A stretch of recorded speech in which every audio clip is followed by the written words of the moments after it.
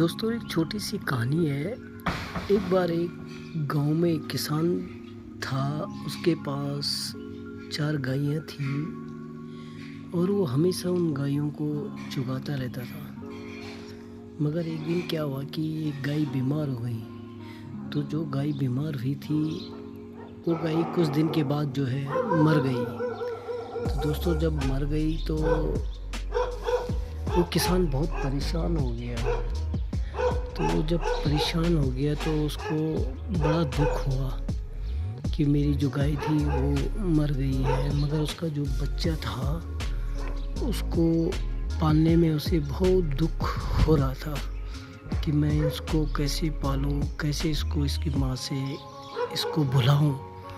मगर वो कोशिश करता रहा। तो एक दिन जो है कि सपने में वो गाय आई और कहने लगी किसान को कि मैं तो चला गया हूँ, तुमने मुझे बहुत प्यार दिया है, तुमने मुझे अपने घर में सहारा दिया था और मैं ज़िंदगी भर उस प्यार को कभी नहीं भूल सकी मरते दम तक कि तुमने मुझे कितना प्यार दिया। पर तुम पर एक थोड़ा सा एहसान है कि जो मेरा छोटा सा चुन्नू मुन्नू में से एक बच्चा है जो मेरा, उसका ध्यान रखना और उसको भी उतना ही प्यार देना जितना आपने मुझे दिया था। तो बस इतने में ही किसान की जो है नींद खुल जाती है और खुलने के बाद वो सोचता है कि शायद मुझे ये खाली सपना हुआ है, मेरी गाय जिंदा है। तो वो अपने गौशाले में गया और देखा तो सच में वो सपना ही था, जो गाय थी नहीं। तो उस बच्चे को बहुत प्यार करने लगा। तो जब प्यार करने लगा तो उसे रोना आ गया कि मैंने जो सपना देखा था वो सही था।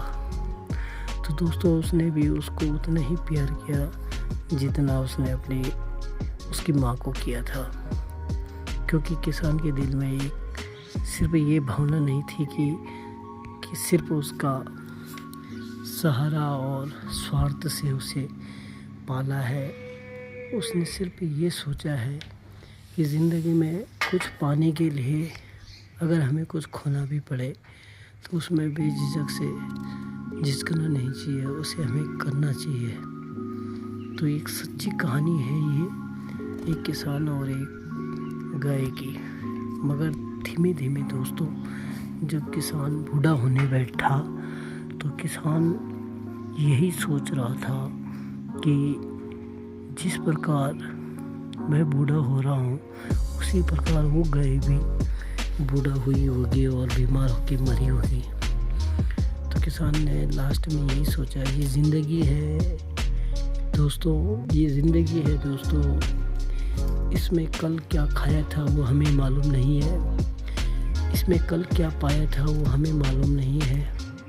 मगर ये सच्चा है कि हम इस दुनिया में कुछ नहीं है, सिर्फ हमें इस दुनिया में अपना टाइम निकालना है और इस दुनिया से हमें लास्ट में जाना ही पड़ेगा। इसलिए ज़िंदगी में हमेशा अच्छे कर्म करो और अच्छा रहो, यही सबसे बड़ा है और सबसे बड़ा पुण्य है। जितना अच्छे कर्म किए होंगे वही तुम्हारा स्वर्ग में कर्म जाएंगे। उसी कर्मों के अनुसार तुम अपने जीवन में खुशी लाओगे और खुशी पाओगे और भगवान के चरणों में तभी तुम्हें स्थान मिलेगा। तो यहीं पे ये कहानी समाप्त होती है दोस्तों। और आपको अगर ये कहानी अच्छी लगी होगी तो ज़रूर इसको औरों तक भी पहुंचाना और इसे प्यार देना इस कहानी को, और लाइक एंड सब्सक्राइब ज़रूर करना दोस्तों। जय श्री राधे राधे, जय गौ माता।